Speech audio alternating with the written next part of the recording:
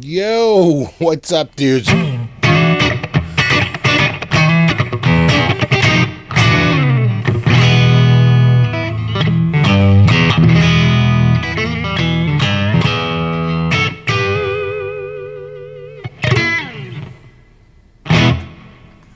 What's up? Haven't been on a little bit. I've been posting videos, but that was recorded a while ago. Got busy. But here I am, back.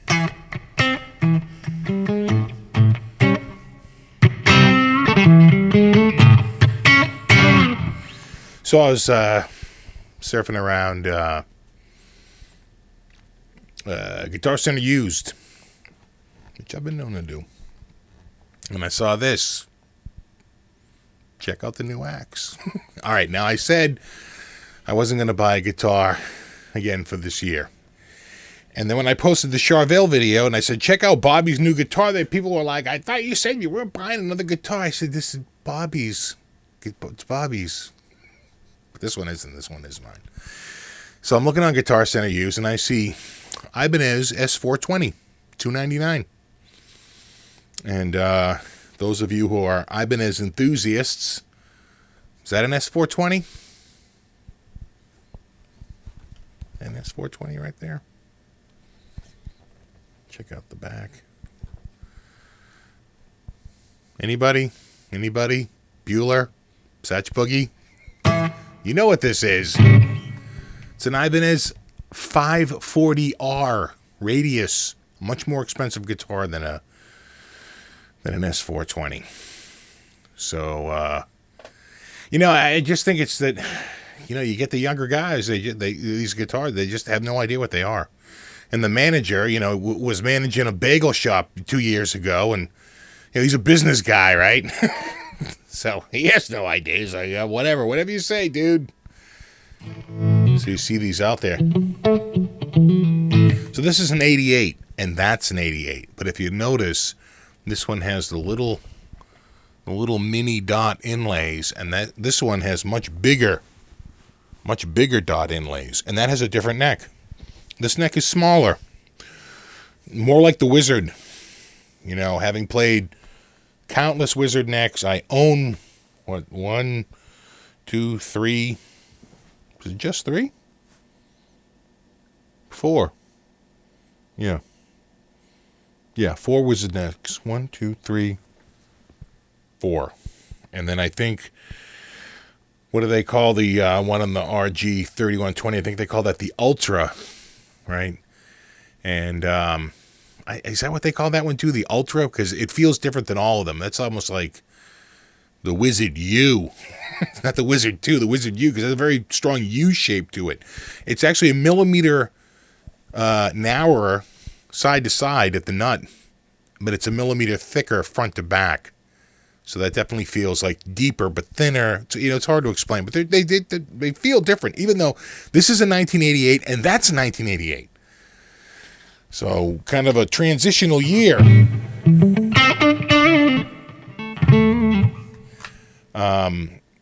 For the instrument. Actually, let me just look really quickly. Oh yeah. So what is this? Does this one say? Yeah. Yeah, Ben Salem, or Ben Salem, Pennsylvania. So these were sort of, made in Japan and assembled in the USA. The final product was probably the pickups, which were made in New York City by DiMarzio.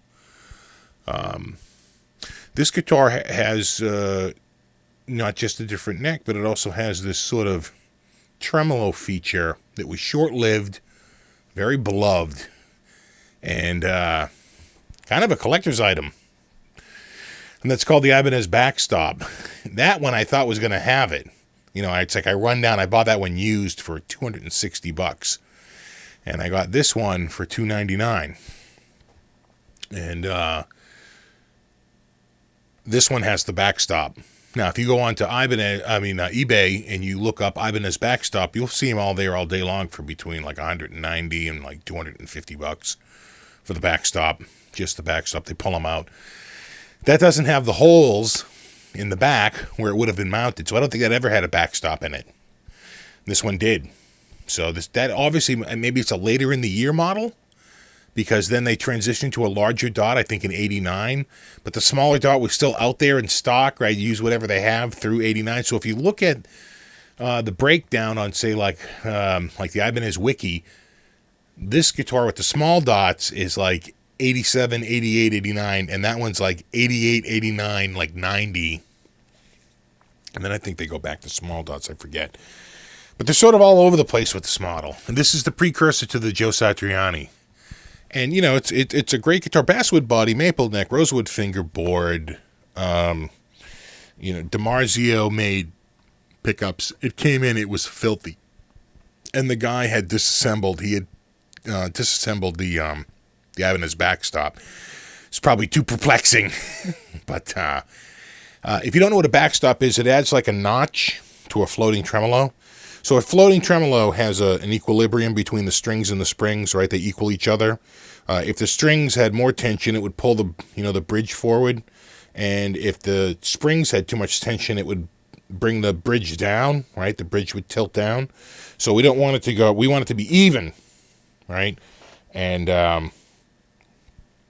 but the problem is that when you hit hard, because it's even and you've just temporarily brought the tension on the face up a little bit, there's a reaction for that. And when you bend a string, you're temporarily increasing the tension on the strings because you're adding more tension by bending the string. That brings the bridge forward. When you break a string, you have a sudden loss in tension. All of a sudden, the bridge falls back, right? I mean, that's the standard, BS we put up with a floating tremolo. So what the backstop does is not only do you have the strings pulling on the front, but and you have the springs pulling on the back, they add counter springs pushing on the back to add more tension to the string side of the equation. So what you do is you put these pistons in, and they push on the bridge, right?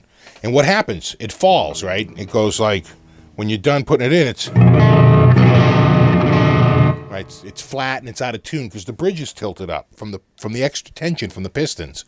So what do? You get in there with a screwdriver and you tighten the springs up, right, using the claw. And you start to crank the claw up, and all of a sudden, you're back in tune again. Very carefully get it back into equilibrium again. But now there's a notch.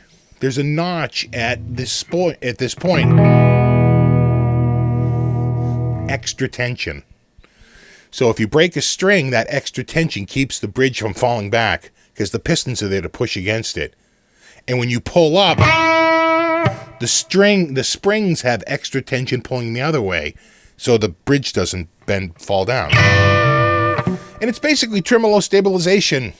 I mean, Tremsetter makes one. Goldo makes one. Goldo's the closest to this. 2 Goldos is one of these backstops. You could make one of these backstops for about $80, about $40 a Goldo box. But you'd need 2. I think if you're using 9s, you could get away with 1. I haven't tested the tension on the springs of the Goldo box, but I'd be surprised that you could get away with 1, because I've got these two cranked up for tension. Maybe the springs are just old, but I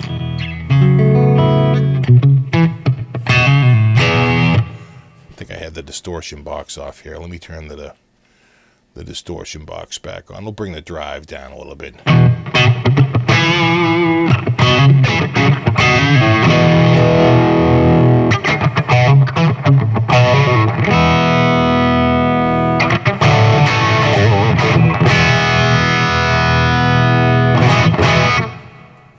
Hold on.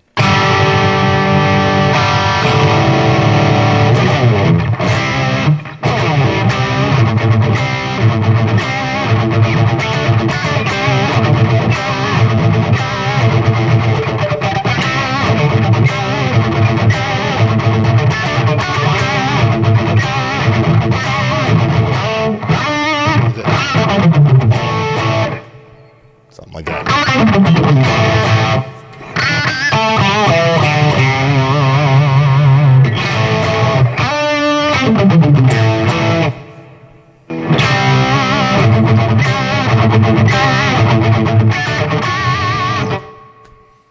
Might need something a little heavier for that. A little more mid-range.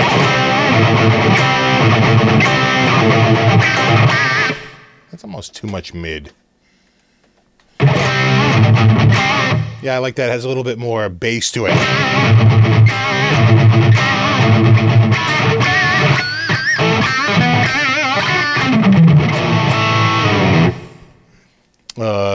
That's cat driven for you TH2 guys. I'm playing TH2. Factory bank number 3, patch number 3.1.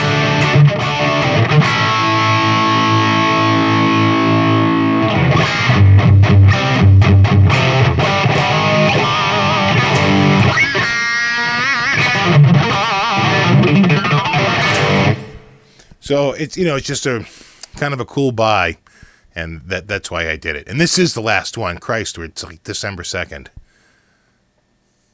So I think it's official. This will be the last guitar. This is officially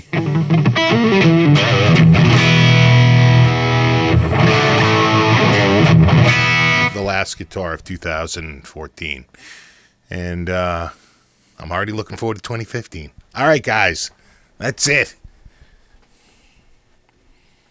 Let me take a little closer look at this one. It was filthy.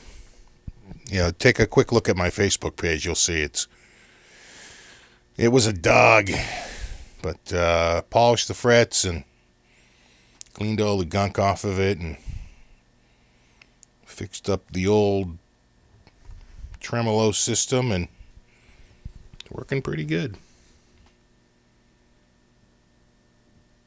All right, guys, as always, rock on.